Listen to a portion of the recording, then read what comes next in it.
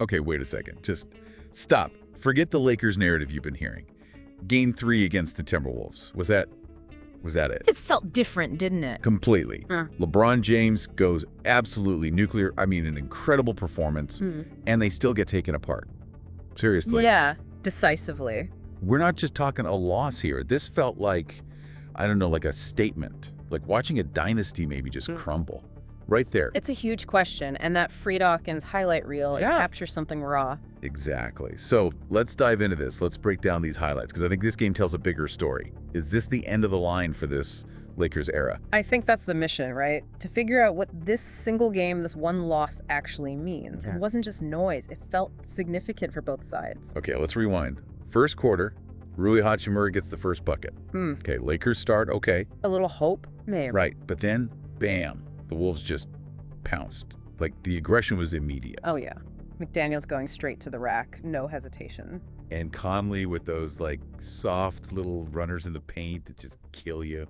Always seems to find space for those. Even Julius Randle looked, I don't know, a bit overwhelmed physically early on. He did. The Wolves were definitely setting a physical tone. It wasn't just one guy. It felt like a team-wide thing. So what was the key difference you saw right off the bat? Because LeBron hit some jumpers. He tried to get it going. Well, you saw the Lakers' offense felt a bit forced, maybe. Like they were working really hard for decent looks. Okay. Whereas the Timberwolves, it just seemed to flow better. Ball movement, player movement, it looked easier. Easier, yeah. And maybe that initial hope for Lakers fans was, okay, LeBron's heating up. Maybe he can just carry them. Which is the story so often, right? Exactly. But you could almost immediately see that wasn't going to be enough this time, that Minnesota defense. That was the secret weapon, wasn't it? It wasn't just individual defense. It felt like they were hunting mistakes. Hunting. That's a good word for it. Every drive, every pick and roll, every rotation, they were just there. They seemed incredibly connected on that end. Like they knew exactly what the Lakers wanted to do and were just waiting for it. So, okay, LeBron's trying, but the team defense is stifling everyone else. How much can one guy really do against that? Even LeBron. Well, that leads us right into the second quarter, doesn't it? Because that's when LeBron seemed to say, okay, fine, I'll do it myself. Oh, man, he was unbelievable. Seriously. Step back threes dropping. Like nothing but net. Driving through double teams, finishing anyway, and that chase down block. Vintage king, right? Just flew in out of nowhere. It was incredible to watch. But then you look at the scoreboard. Right. You see LeBron's points, and then you see the rest of the team combined. And it's just stark. The contrast is crazy. A 40-year-old guy basically trying to drag a younger team across the finish line by himself. It highlights a real problem, doesn't it? If you need that level of individual brilliance just to stay in the game, what does that say about the rest of the roster? And here's the killer part, I think. Every time LeBron made one of those insane plays, Anthony Edwards just came right back down and answered. Like, immediately. That sequence where they traded step-back threes? Yeah. That felt like more than just good basketball. It felt symbolic, like a changing of the guard happening right in front of us. Do you agree with that? I do. It wasn't just matching buckets, it was the confidence. Edwards hitting the same tough shots right back in LeBron's face, basically, on that stage. Yeah. That's a young guy saying, I belong here, this is my time now.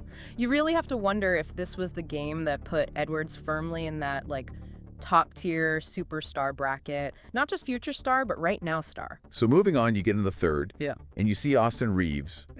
You got to give him credit. He fights. Always plays hard. He definitely belongs in the playoffs. Hit some big threes, driving without fear. Yeah. He was trying to provide that spark. He was. Those dagger threes he can hit, they're valuable. But even his effort, it just felt like he was getting swallowed up by the sheer ferocity of the Wolves. Yeah. McDaniels and Edwards again. The physicality was just on another level. They weren't just playing defense. It felt like they were, I don't know, trying to take souls out there. Yeah. Blocks, steals leading to fast breaks. And the energy they got from that, you could see it. It felt like they weren't just trying to win. It felt like they wanted to, like, embarrass the Lakers in LA. Send a real message. There is a definite edge to their play, a desire to dominate, not just compete. Okay, then the fourth quarter arrives. The game is tight.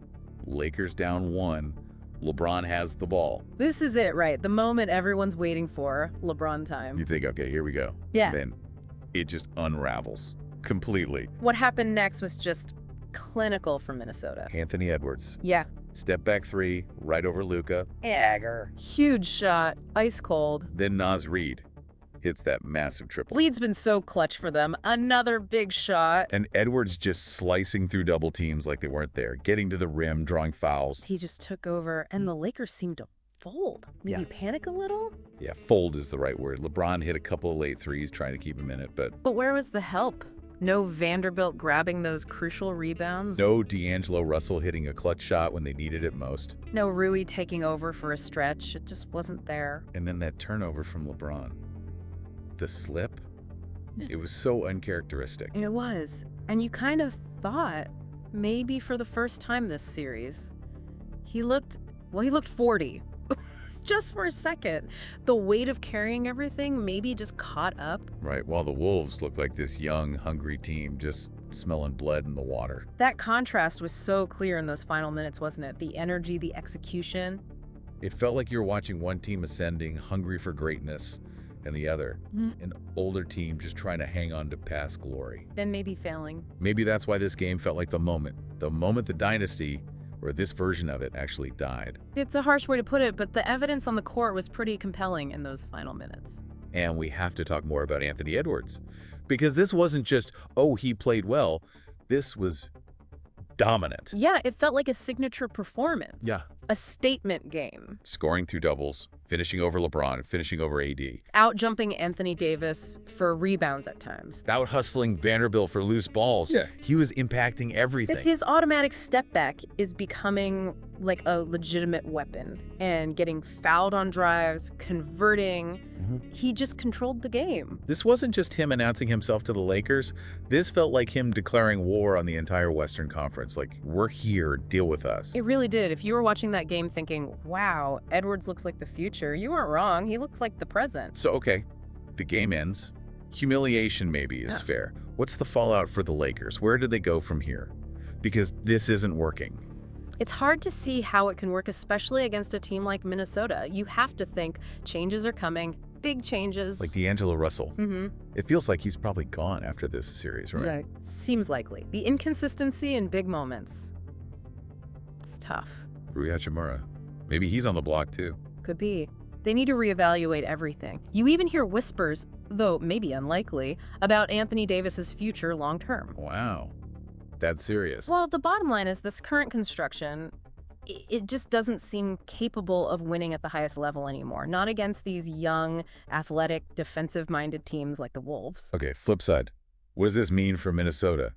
They look terrifying right now. Massive confidence boost, Yeah. right. They just dismantled the Lakers on the road with LeBron playing out of his mind for stretches. Yeah. If Edwards keeps ascending, which looks inevitable, if McDaniels keeps locking guys down and improving offensively, If Reid keeps hitting those clutch shots off the bench, and if Gobert anchors that defense in the paint, I mean, what's their ceiling? they look like a real threat. A legitimate contender in the West. Not scared of Denver, not scared of Golden State. Yeah. Nobody. They're putting the league on notice. This win wasn't just about beating the Lakers. It was about establishing themselves as a force to be reckoned with for potentially years to come. Are they the next big thing in the West? You have to start asking that question. It really feels like it after watching those highlights. Yeah. It's more than just a game recap, isn't it? Feels like more. Like maybe a eulogy for one era and, I don't know, a prophecy for another. A warning to the league, definitely. Okay. Wow, okay, we could talk about this all day, but we're about out of time. Flies by when you're breaking down a game like that. Seriously. But listen, if this deep dive into the Lakers Timberwolves and this whole "is the dynasty dead" question got you thinking, if you found it insightful, You know the drill. smash that like button. Seriously, it helps us out. And subscribe if you haven't already, because we do real NBA breakdowns like this all the time. We love getting into the detail. And drop a comment below. We genuinely want to know. After seeing those highlights, after hearing this breakdown, do you think the Lakers dynasty is officially dead? Let us know your take. Yeah, curious to hear what everyone thinks. Because, man, after watching that game, Yeah. it sure feels like something ended. And something else just began.